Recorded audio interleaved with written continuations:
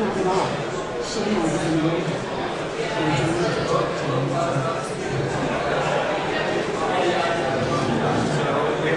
our first personal storyline step here and gained a level.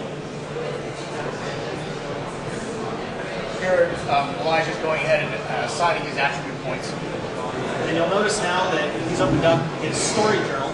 And this is what I was talking about earlier, where you can always go back at any time and check on the things that you've done in the game.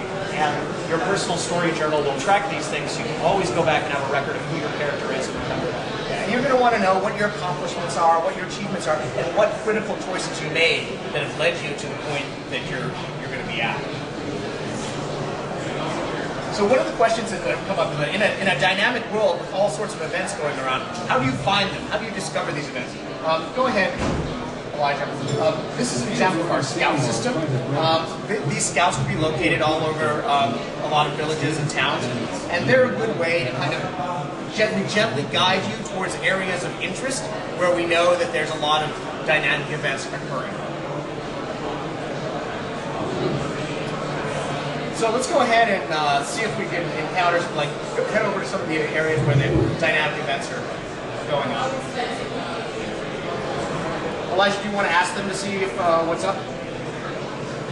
So one of the interesting things about doing a game world that's full of dynamic events that are constantly firing off in different locations and randomly occurring is we actually have no idea what's going on in the map right now. So we're going to go out and we're going to try to find what events are going on, and we'll show you whichever ones happen to be occurring.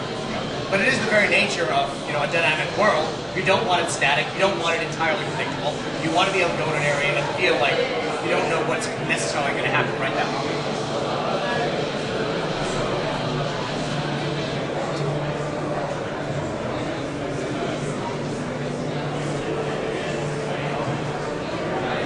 So Elijah, have they told you whether the Brood Mother's up?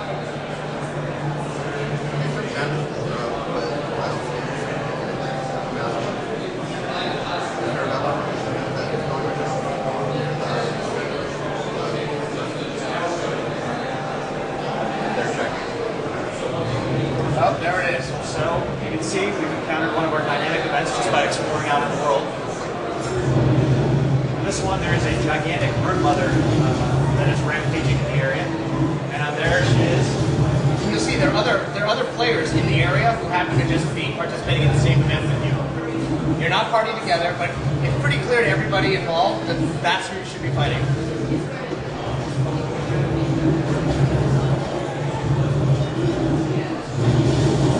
So that little tail whip skill that the Brood Mother just used is actually part of our scaling system, where the more players who show up to do the event, bosses gain extra abilities to make the fights more interesting to be able to deal with more players.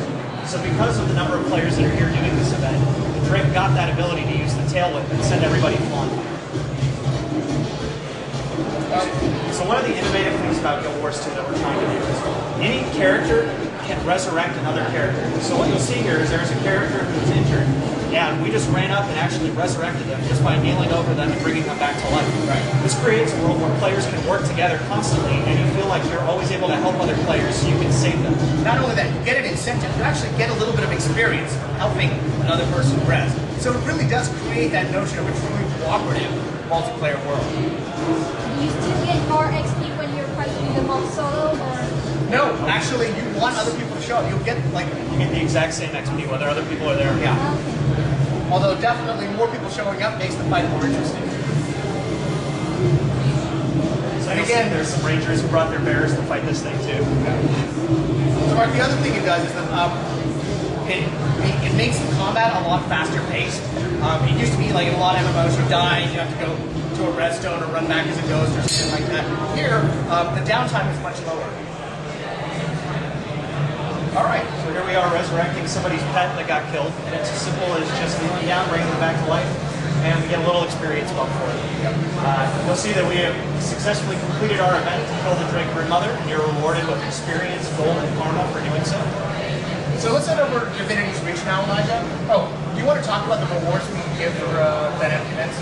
Yeah, so one of the things that we're trying to do with the dynamic event system is by rewarding people with gold, experience, and karma, you'll notice we're not giving them specific items for doing an event. So you never feel like you have to do any one event. You get the same sort of rewards for all events, and then you can go spend those rewards on whatever you want. So you don't have to sit around waiting for a specific event to happen. Or you don't want an event chain, you don't tell other players to fail an event chain so you can get a cool reward at the end of one of the events. You can just play whatever events you think are going to be fun. You get rewarded for it, and you can go spend those rewards how you want to spend them. So now what we're doing is we're heading into the next phase of your personal story. You may have missed it, but when we completed the dynamic event there, the game acknowledged that we went ahead and helped some people in the Shaymore area. So we were instructed now to go find our friends, Petra, in the city of Divinity's region.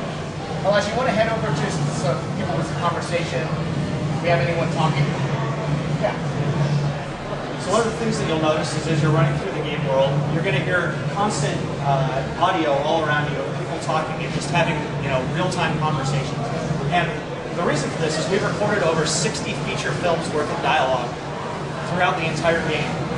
And so you're always encountering people talking and interacting together to really make the world feel alive as you're running. So, I mean, one of the things you'll notice about Divinity's region is it really, the pure scale of this city, I think, dwarfs almost what other people think of as a city within a fantasy MMO. It is enormous. And that's the result of our new engine technology, which allows us to do very complex environments, textures, shading, lighting. We can even customize the weather in a specific area. So one of the things that we've done in all of the cities is we've tried to layer in a bunch of mini games. We're calling those activities that players can do and compete against each other for fun inside of the cities that they want. So for example, this one here is a shooting range where players can shoot at targets and compete for high scores against each other. So what we're going to go ahead and do now is we're going to head over into the noble area, the upper area of Divinity's Reach, where the nobles and richer people live. This is also where the Queen's Palace is and the ministers and the well-to-dos in Divinity's Reach City. And the point of this really is to show off just how beautiful and complex our interior environments can become. Our concept art team is very well known for being particularly imaginative, and they spend a lot of time lavishing attention. These are the Queen's Gardens here.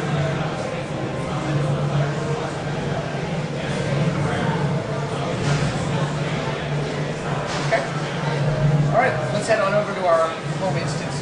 So we talked a little bit about personal story and how it's very important to have consequences and be able to show you. Here's a map of Divinity's Reach. You'll see that it's built like a wheel. The palace is a hub in the middle, and then there are 6 huge districts surrounding the palace area. One of these districts is the Salma district. This is in fact your home instance. You want to go ahead and talk about what we do in the home instance that's cool? So one of the things that we talked about with the personal story journal is that that's tracking the things that you've done in the game. The other place that you see that happen is in your home instance. Based on the things that you've done in the game, the characters who live in that home instance, the story you experience in that home instance, will change as you play through the game world. If you save people in your personal story, they actually will move in here and start living in the same blocks around where you live. You'll be able to go back to them and talk to them, and they will know what you've done in the game, and they'll be able to reflect that in the dialogue that you have. So this is always a place you can go home and see all the different things you've done in the world reflected in a location, specifically just to you. You can bring your friends into your home instance if you want, so they can see the stuff you've done. They can take you into their home instance and you can see the cool stuff they've done. And generally, every character in the game is going to have a very different story. So you're always going to be able to go see the different effects of the different stories. There are even buildings in your home instance that may be destroyed or present in your home instance because of decisions you made. Did you save the orphanage or the hospital? Depending on how you decided to go through that storyline will determine which buildings are available in your home instance. So, as you may remember earlier, one of the things that we were told is our friends Petra and her father, the tavern innkeeper Andrew, came to check on us when we were knocked out by the Earth Element. So now we've gone back to the tavern that they own in our home instance as a result of us picking that personal story chain. So we don't have time to take you through the whole kind of intro personal story step today, but what you would